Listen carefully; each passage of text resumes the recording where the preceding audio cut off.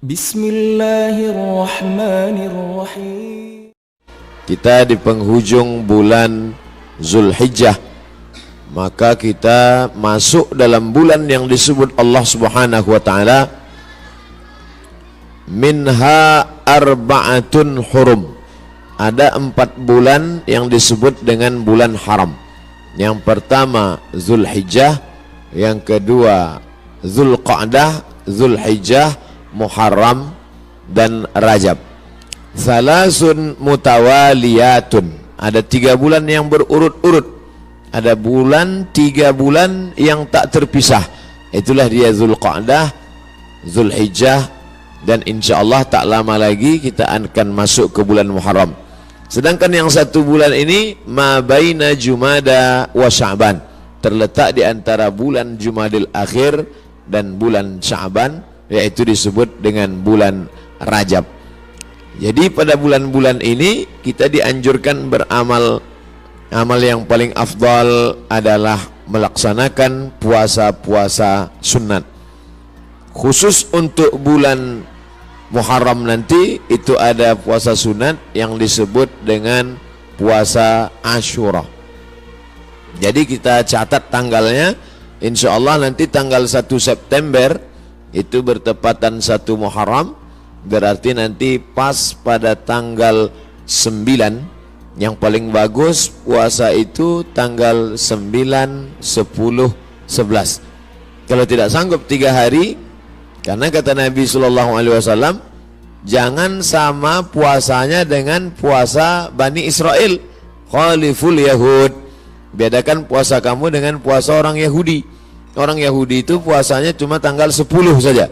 Maka supaya kita beda dengan Yahudi, puasa 9, 10, 11. Kalau tak sanggup 9, 10, 11, pilih 2 hari saja, 9, 10. Nah, ketika Nabi sampai ke kota Al-Madinah Al-Munawwarah, Nabi melihat orang-orang Yahudi di Madinah itu puasa. Di Madinah ada 3 orang Yahudi. Yahudi Bani Nadir, Yahudi Bani Quraizah, Yahudi Qainuqa. Mereka tak makan tak minum pada hari itu. Nabi bertanya, "Ma hadza?" Hari apa ini? Mereka menjawab, "Hadza yaumun salihun." Ini hari yang baik. Najjallahu fihi Musa wa aghraqa fihi Fir'aun. Hari ini Allah menyelamatkan Nabi Musa dan menggelamkan Fir'aun laknatullah alaih. Maka kemudian mereka bersyukur kepada Allah dengan melaksanakan puasa pada tanggal 10 karena Allah sudah menyelamatkan Musa alaihi salam dan menenggelamkan Fir'aun. Maka Nabi Muhammad SAW berkata, "Nahnu ahaqqu bi Musa minhum." Kami lebih berhak terhadap Nabi Musa daripada mereka. Maka Nabi pun melaksanakan, memerintahkan fa'amara bi siyamihi. Nabi memerintahkan puasa. Jadi tentang puasa Ashura ini tidak ada ikhtilaf antara ulama tentang disyariatkannya berdasarkan hadis-hadis yang sahih tuntunan Nabi Muhammad sallallahu alaihi wasallam. Oleh sebab itu kita yang berbadan sehat, khususnya bagi perempuan yang banyak punya hutang puasa kemarin, dengan berpuasa di Ashura 9, 10, 11 dia sudah bisa mengqadha, mengganti 3 hari puasa yang tinggal. Karena perempuan yang kemarin tinggal puasanya di bulan Syawal, di bulan Muharram, di bulan Ramadan, itu bisa diganti bulan Syawal sebanyak 6 hari. Orang yang berpuasa 6 hari di bulan Syawal otomatis dapat pahala puasa sunat walaupun niatnya qadha. Begitu kata Imam Abu Zakaria Al-Ansari dari kalangan mazhab Syafi'i, yang disebutkan dalam kitab Fatawa Al-Azhar oleh Syekh Atiyah Saqar.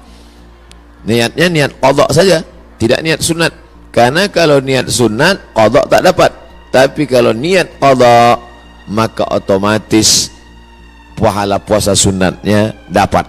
Begitu juga dengan orang yang puasa Senin Kamis, niat qadha dia hari Senin, maka qadhanya lunas dan pahala Senin dapat. Niat qadha dia hari Kamis, pahala qadhanya dapat dan otomatis dapat pahala puasa sunat. Begitu juga dengan nanti 3 hari di bulan Ashura, di bulan Muharram itu 9, 10, 11, niatnya niat qada. Nawaitu sauma qada'in, saya berniat puasa qada mengganti yang Ramadan tinggal kemarin.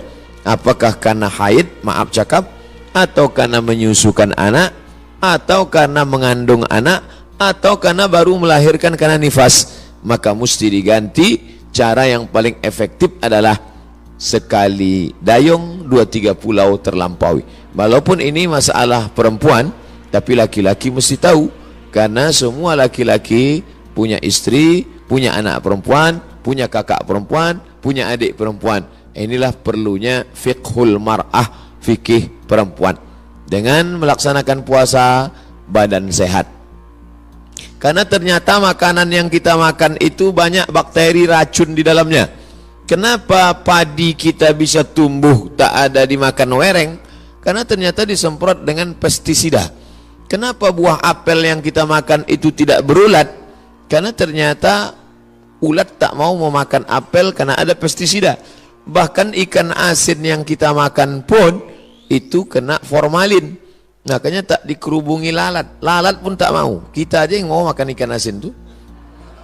Oleh sebab itu orang yang pandai ditengoknya mana ikan asin yang tak dikerubungi lalat tak dia beli, walaupun nampaknya segar.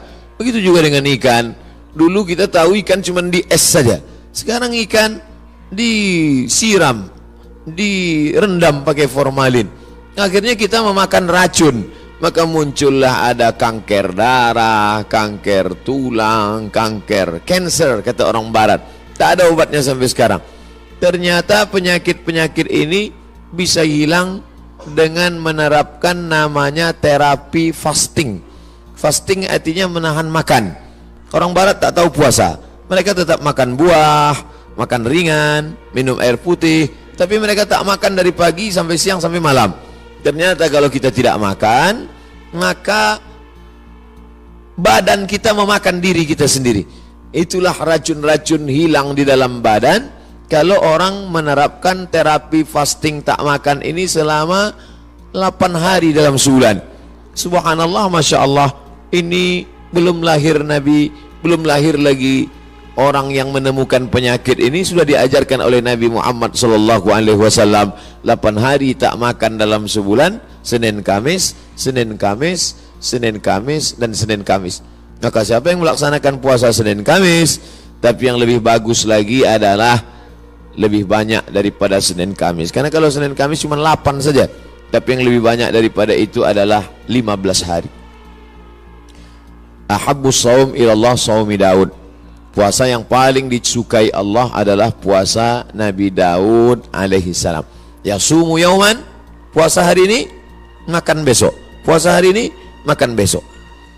Adapun saya menyampaikan tentang puasa ini karena kebetulan kita di hari baik, bulan baik. Bukan berarti saya sedang puasa, tidak. Jadi jangan nanti ketika diajak makan, Ustadz itu cuma pandai ceramah aja itu. Buktinya dia makan juga. Ini pun ceramah ini tak terlalu lama, karena tadi saya dapat kabar cepat sikit, kepiting ini udah mau lari gitu. Bapak Ibu yang dimuliakan Allah Subhanahu wa taala, oleh sebab itu nampaknya di masa akan datang tak bisa lagi kita ceramah dalam masjid, mesti dibuatkan pentas karena jamaah mengamuk-ngamuk. Ini kalau dipeturutkan betanggalan pintu-pintu masjid ini nanti lama-lama. Saya beberapa tablik akbar nih saya minta supaya di dalam masjid, karena kalau di keramaian ini dibuat pentas, orang ramai, tak semuanya senang, banyak juga yang takut nengok orang banyak. Jadi saya minta ke panitia dalam masjid aja biar supaya tenang, lebih sejuk. Rupanya masyarakat tak bisa dibendung. Inilah buktinya, melimpah ruah. Kasihan, di masa akan datang nanti panjang umur, sehat badan, kita buat di stadion lapangan sepak bola. Untuk hari ini sabar-sabarkan aja dulu. Jadi yang di luar menengok, tengok aja lah layar TV itu sama macam menonton TV One hari biasa. Nanti saya sampaikan, selesaikan dulu pesan-pesan ini. Setelah itu nanti saya jawab beberapa pertanyaan. Setelah itu kami pun akan langsung menuju airport karena saya akan berangkat pulang. Ini tausiah yang terakhir. Mudah-mudahan tausiah yang terakhir ini yang terbaik insyaallah. Jadi intinya pulang nanti Bapak Ibu sekalian, bapak-bapak sampaikan pesan ke istrinya supaya mengganti puasa. Nanti kalau ada yang bertanya apa isi ceramah Ustaz Somad tadi, supaya kau ganti puasa. Karena suami disuruh Allah, ya ayyuhalladzina amanu, wahai para suami, qu anfusakum, jaga dirimu, wa ahlikum, istrimu, anakmu, naro, jaga dari api neraka, yaitu dengan melaksanakan puasa. Ibu-ibu, perempuan-perempuan banyak tahan makan, tahan minum. Apa nama programnya? Diet. Dia mau diet, kurus. Diet, tahan makan, tahan minum. Tapi orang diet tak dapat pahala. Tapi kalau orang puasa, dua-duanya dapat. Pahala dapat, qadha lunas, pahala sunat dapat, diet menyusul. Dengan syarat jangan diganti di waktu malam. Karena banyak juga mengkodok puasa di waktu siang, mengkodok makan di waktu malam. Nah, tak dapat apa-apa. Oleh sebab itu maka badan sehat, otak sehat, orang yang sedang melaksanakan puasa menanamkan takut kepada Allah Subhanahu wa taala. Takut menganiaya orang, takut menengok yang haram, takut membicarakan aib orang. Kalau sedang puasa Asyura itu nanti mana ada orang mau membicarakan aib orang lain? Ibu-ibu yang ditelepon kawannya cerita tentang tetangga, anak si fulan, istri si fulan, tak mau dia bicara. Jangan bicarakan aib orang lain, stop. Nanti malam baru kita bahas, kata dia. Haram, tak boleh. Man lam yada' qaula zur, siapa yang tak meninggalkan cakap kotor, cakap yang tak baik, membicarakan aib orang lain, menganiaya, falaisa lillahi hajatun fi ayyada'a ta'amahu wa syarabahu. Tak ada gunanya dia tahan makannya, dia tahan minumnya, kalau tidak menahan cakap kasar, aib, ghibah, namimah. La yadkhulul jannatan namamun, tak masuk surga orang yang membawa-bawa cakap orang. Cakap si A tentang si B disampaikan oleh si B kepada si C, beradu kepala si B dengan si C gara-gara si B. Oleh sebab itu dalam hadis dikatakan Nabi membelah pelepah kurma, Nabi tusukkan ke suatu makam. Sahabat heran, kenapa kau tusukkan pelepah kurma itu ya Rasulullah? Kata Rasulullah, ini orang yang di dalam kubur ini sedang kena azab. Azab apa? Azab kubur. Itulah makanya sebelum salam kita berdoa, Allahumma inni a'udzubika min azabi jahannam wa min azabil qabri. Minta jauh dari azab kubur. Kenapa dia di azab kubur ya Rasulullah? Ada dua dosa dia. Yang pertama, kena azab kubur karena namam, membawa-bawa cakap orang. Oleh sebab itu kalau lidah ini terpancing mau bicara aib orang lain, stop, diisi dengan zikir, tasbih, tahmid, takbir, tahlil. Tasbih subhanallah, tahmid alhamdulillah, takbir Allahu akbar, tahlil la ilaha illallah. Kalimatani, dua kalimat, khafifatani alal lisan, ringan di lidah, thaqilatani fil mizan, berat pada timbangan hari kiamat, habibatani ilar rahman, disukai Allah. Subhanallah bihamdihi subhanallahil azim, subhanallah bihamdihi subhanallahil azim, subhanallah bihamdihi subhanallahil azim. Jadi yang paling bagus diisi pada bulan haram ini, Dzulqa'dah, Dzulhijjah, Muharram, ini adalah puasa sunat. Tapi ada 4 hari di bulan ini tak boleh puasa. Di antara 3 bulan ini ada 4 hari tak boleh puasa. Itulah dia tanggal 10, tanggal 11, tanggal 12, tanggal 13. Kenapa tak boleh puasa? Karena hari raya, daging kambing melimpah ruah. Walaupun tak semua bisa makan kambing ini, karena asal ditengoknya, baru menengok bungkusnya aja sudah naik darah tingginya, belum lagi makan dagingnya. Nah, adapun sekarang inilah masanya membakar kolesterol, membakar karbohidrat, membakar yang kita makan pada saat penyembelihan hewan kurban kemarin. Adapun ibu-ibu, bapak-bapak yang masih banyak daging kurban di freezer itu, sedekahkanlah kepada anak yatim, fakir miskin. Ini udah hari raya yang keberapa ini di bulan Zulhijjah. Sudah mau habis bulan Zulhijjah, masuk bulan Muharram, tapi kulkas masih banyak yang belum bisa ditutup, masih menyipak kaki kambing itu lagi. Oleh sebab itu, maka ini menunjukkan kita ini ada sifat tamak, ada sifat tak ingin rezeki kita itu dimakan orang lain. Padahal puncak keimanan adalah la yu'minu ahadukum, kamu tak beriman hatta yuhibba li akhihi, sampai kau sayang kepada saudaramu ma yuhibbu li nafsihi, sama macam sayang pada diri sendiri. Tak sampai hati kita, makanan itu hanya lewat di leher kita. Kalau enak rendang kambing, gulai, soto, capcay, sop itu di lidah kita, di leher kita, maka kita bagikan kepada yang lain. Makanya kata Nabi SAW, idza tabakhta fa aktsir ma'aha. Kalau kau masak, banyakkan kuahnya. Kita disuruh masak banyak kuah. Untuk apa? Bagi kepada tetangga. Jadi kalau daging tadi tinggal 2-3 potong, masaklah nanti sore, banyakkan kuahnya, bagikan. Tapi jangan gara-gara ceramah nih ibu tua hasil bersedekah kuah aja sih. Apa maknanya? Sedangkan sikit saja dia bisa berbagi, apalagi banyak. Oleh sebab itu maka dalam Islam, tapi masalah lapar ini tak bisa kita ceritakan. Lapar bukan teori, tak bisa diceritakan. Lapar menurut bahasa, lapar menurut istilah, lapar menurut etimologi, lapar menurut terminologi. Lapar mesti dirasakan.